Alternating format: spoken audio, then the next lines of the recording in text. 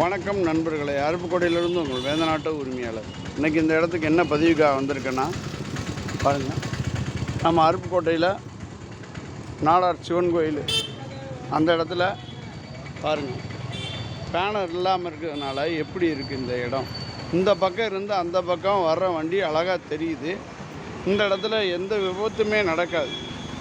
வளைஞ்சு நம்ம வாட்டுக்கு போயிட்டே இருக்கலாம். அங்கிட்டு வரவங்க பார்த்துட்டு அவங்க வாட்டுக்கு போவாங்க. எவ்வளோ ஃப்ரீயாக இருக்குது பாருங்கள், இடம் ஃப்ரீயாக இருக்கா? பாருங்கள் எவ்வளோ ஃப்ரீயாக இருக்குது இடம். இங்கே இந்த பக்கம் வளையிற இடத்துலேருந்து அங்கே வரைக்கும் தெரியுது. பெரிய வண்டி வந்தாலும் சின்ன வண்டி வந்தாலும் நம்ம பார்த்துக்கிட்டு நம்ம வளைஞ்சு போய்க்கலாம். இந்த இடத்த பேனர் வச்சு அங்கிட்டு இங்கிட்டு தெரியாத அளவுக்கு லாக் பண்ணி வச்சு இந்த இடத்துல எல்லாம் பண்ணுவாங்க. ஏன்னா இந்த இடத்துல இந்த மரம் ஊண்டி வைக்கிறதுனால பேனர் விழுந்து லைட்டாக அடிபட்டுச்சுன்னா கூட பரவாயில்ல, பெருசாக விபத்தாக நடந்துடும் அப்படிங்கிற மாதிரி தான் சொல்லி தான் இப்போ இந்த போர்டு வச்சுருக்காங்க போல். நிறையா பேர் நம்ம ஊரில் பொதுநலமாக இருக்கிறவங்க சொல்லி இன்றைக்கி இந்த போர்டு வச்சுருக்காங்க. இது எத்தனை நாள் சரி பண்ண முடியும், சரியாக இருப்பாங்கன்னு தெரியல. அவங்க வீட்டில் ஃபங்க்ஷனு, காது குத்து, கல்யாணம் அப்படின்னா பொது வெளியில் ஒரு பேனரை வச்சு பொதுவாக பப்ளிக்கில் டிஸ்டர்பன்ஸ் பண்ணுற மாதிரி, மக்களுக்கு பாதிப்பு ஏற்படுத்துகிற மாதிரி முச்சந்தியில் இது எப்படின்னா, முச்சந்தியில் இந்த கொல்லிக்கூடம் உடைக்கத்தான் முச்சந்தி உதவும்.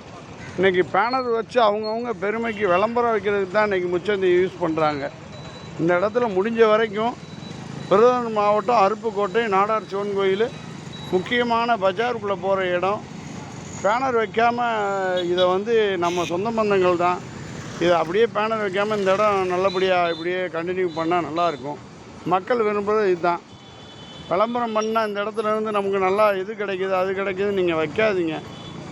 அந்த மாதிரி வைக்கிறதுனால அடுத்தடுத்து வைக்க ஆரம்பிச்சிருவாங்க.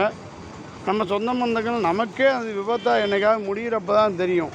இப்போ சொல்லுவாங்க, இப்போ ஆட்டமாக ஆடுறான் அவனுக்கு வரப்போ தான் தெரியும் அப்படின்னு. அது மாதிரி அடுத்தவங்க வாயில் இருக்க வேணாம்.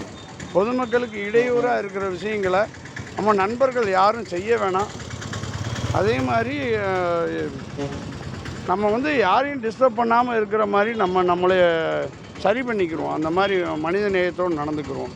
கமெண்டில் சொல்கிறவங்க சொல்லுங்கள். நன்றி, வணக்கம்.